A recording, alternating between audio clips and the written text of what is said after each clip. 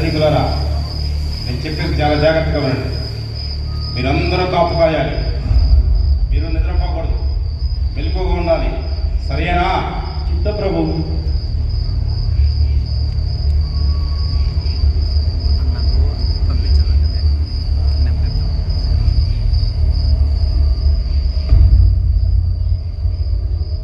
ఆ మెస్సయ్య సజీవుడిగా ఉన్నప్పుడు మరణించి తిరిగి 3 రోజుల తర్వాత లేస్తానని చెప్పి ఉన్నాడు.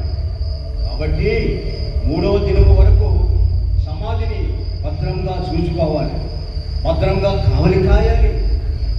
వాని శిష్యులు వచ్చి వారిని ఎత్తుకొని పోయి ఆయన మృతుల నుండి లేచినని ప్రజలతో చెప్పుదురేమో, అప్పుడు మన పరిస్థితి హీనంగా తయారవుతుంది.